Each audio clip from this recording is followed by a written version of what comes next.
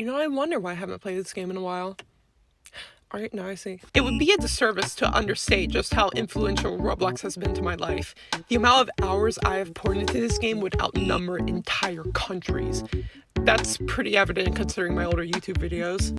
This cool new update to it.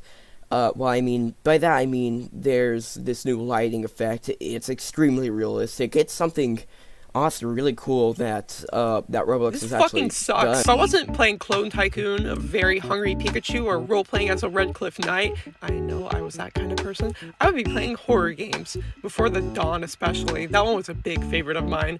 Roblox horror games now seem to be in some kind of type of renaissance, with higher quality games being pushed into the algorithm more than any time before.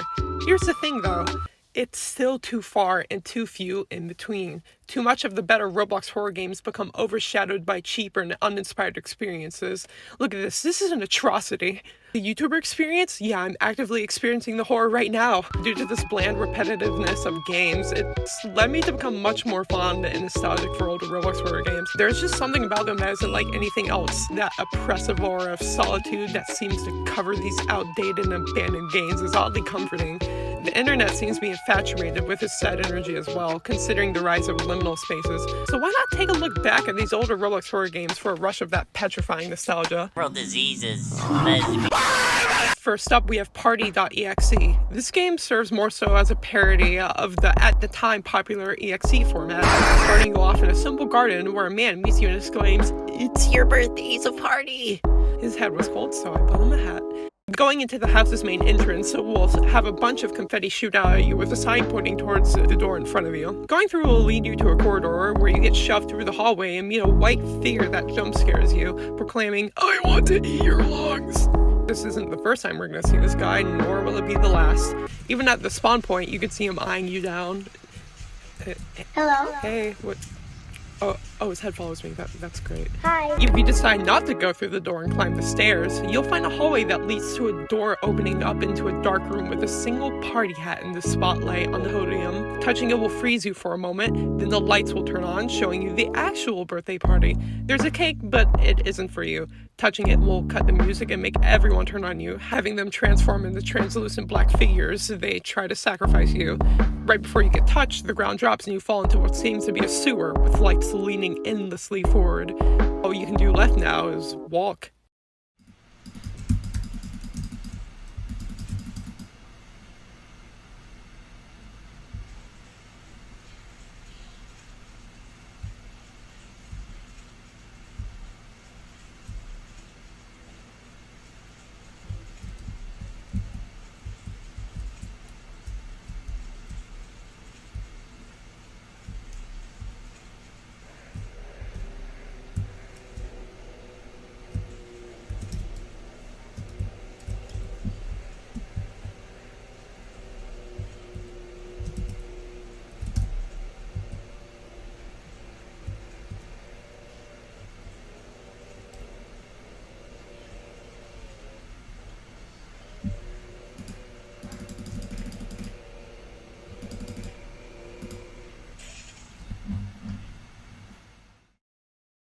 Already, this game is making itself clear that it was made to be explored. Back when I first played this, I was terrified of what I saw. There was nothing else on Roblox like it at the time. There's so much more that can be explored. Finding alternate paths can lead to different outcomes and endings. One of them leads you into a movie theater with an ominous black box that's begging to be released. If you don't comply, the program within the box will continue to entice you by stating how he can't reach you and you can get your revenge on him, which is probably that white entity we see throughout the game. Touching the box will cause you to release a fuming, smoky entity that will begin chasing you through a walkway before you fall through the ground and escape it. When you do, however, you actually find the white entity again. This time, he actually crashes your game. Well, not really, the game makes you think it does, but it's just a toy with you. Yeah, maybe if my computer was like 4 or 5 generations older, this would actually work on me. This game is filled to the brim with secrets, along with 11 endings. There's so much that can be explored that I can't possibly talk about, nor do I want to spoil what happens in the game either, so I suggest you check it out for yourself sometime. Yeah, I don't think the people watching this are gonna know what tickets are anymore. Look how they massacred my boy.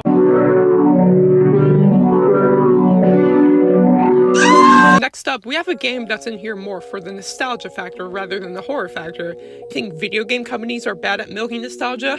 Well, you haven't seen anything yet. Survive and Kill the Killers in Area 51, a name that should need no explanation for any Roblox veteran. Despite it being created back in 2014, it still manages to hold a surprisingly active community to this day. It gets consistent updates-ish, and even right now, I still find things I've never found before.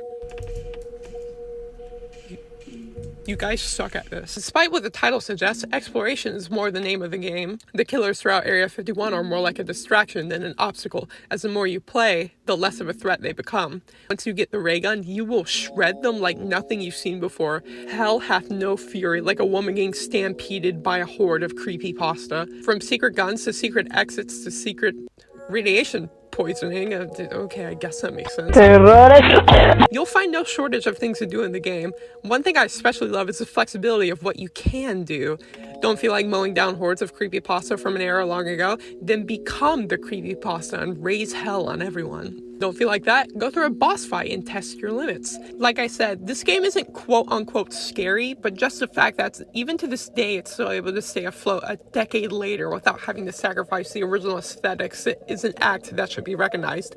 All in all, even if this isn't horror in today's standards, it still serves as a good era to look back on and reminisce about. Too bad it's been scalped to the sedimentary layer at this point. Like, Jesus, this is almost as bad as the survival of the insert person here, the killer games. Activity is that it opens a window of possibility which is not easily closed. What? Lastly, we have a more traditional horror game for its time. This game is interesting as, even to this day, it's still filled with mystery that I'll get into later. It's called Bloody Mary, Alone and Trapped. You start off in a living room with a TV saying how 20-something people died in a bathroom, and the only answer as to what happened was Bloody Mary. I'll commend them for finding a creative explanation element. You then talk to your buddy in the living room, well, when the text UI doesn't decide to go on leave, and he doesn't buy the semantics of the myth. Apparently he didn't say her name thrice, so he goes ahead and does that. Well, before you go in the pre-pissed bathroom first for some reason. I guess I couldn't think of a better place to activate the event of indirectly killing your friend, and that's great. Jumping into the mirror before the impending morality of your actions befall upon you, you meet another traveler who hasn't left the mirror for a real long time. There's a corridor right next to you leading into a door, and right before you're able to reach it, that one smiley face dude pushes you. Say what you want about old Roblox horror, but this left me scarred as a child. Oh, and the music too. Much like other old Roblox horror tracks, it creates such a hopeless ambience, having you almost feel your impending doom just by listening to it. Since you can't go down there, what you actually have to do is go to a corner and climb up the girder, which leads to some more hallways and a bit of platforming with a couple of ear-blaringly loud audio clips of the subspace trip my detonation sound. Oh my god, probably the worst part about old games like this is just how often they use that sound effect. Every time I hear the gear getting used, I get like PTSD from it. You find yourself in a large room with many doors that has a riddle plastered onto the wall. People that make it don't need it. People that buy it don't use it. People that use it don't know it. Is it insurance? Nah, it's actually a coffin. Go through that and you'll find a town. Eventually you'll find a walkthrough door that presents another riddle that has a bunch of jumbled up letters. Cypripetits, lefustre, your gesta abiatis navigating. Like, okay, dude, I thought summoning her was enough. It's Gineminosaurus. After that, you get shoved in. Oh, hey, I missed your top 10 scariest sounds ever recorded thumbnail. Number 12, mischievous dog. You wake up on your couch again, this time with the TV shut off. You speak with your friend and he says you were out cold for 2 days? So he knew about you being in a coma and he did nothing about it? Okay, yeah, he deserved getting his innards outed in the bathroom. You explain how real everything felt, and then he's just like, Well, yeah, that's because it was. and then, huh? That's it? I feel like I remember there being more. I mean, oh, right, yeah, the game's bugged. Looks like Old Age is definitely catching up with these games. I've checked up with other copies of this game and they don't work at all, so it appears the teleportation scripted and it is broken. This sucks. There's so much left we can't explore anymore due to the failure of preservation. I honestly wish that we could just go back and see it, like, especially when it comes to the whole drama about the sequel and how it's like lost media at this point. I don't know. I'm gonna have to make a separate video on that maybe sometime. There's even this really cool part at the end that's very reminiscent of modern day liminal little spaces. It's like a fractal. It feels right at home in horror today. It's not too upsetting though. This was bound to happen to the platform as it evolves regardless, but it's still a little saddening to see. These games were the building blocks for what horror on Roblox would be like today. Quality of horror games today is a bit debatable, but it's come so far that it wouldn't be right to not commend the strides this platform has made. One of the most popular games on this platform is horror. Just saying that is surreal. If it wasn't for Roblox and some other horror games, I genuinely do not believe I'd be as big of a horror fan as I am today. So I'm thankful to have had the time to let these ingrain into my mind and leave a significant enough impact that it's still felt to this day. As time moves forward, all that we're left with is our memories.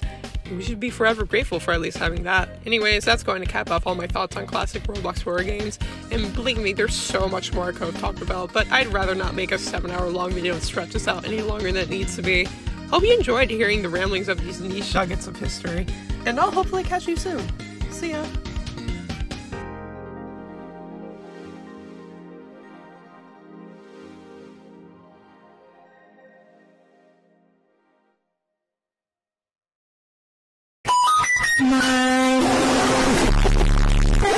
My